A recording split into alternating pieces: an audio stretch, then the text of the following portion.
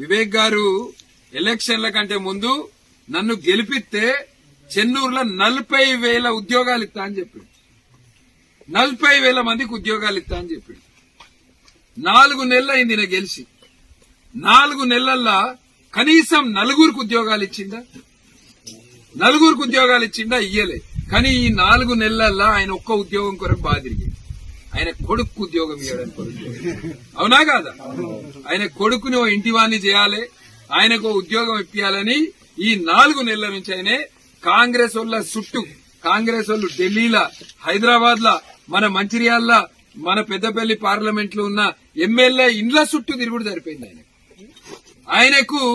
ఆయన కొడుకు మీద ఉన్న ప్రేమ చెన్నూరు యువకుల మీద లేదు. ఇది మనం చెన్నూరు యువతకు చెప్పాలి.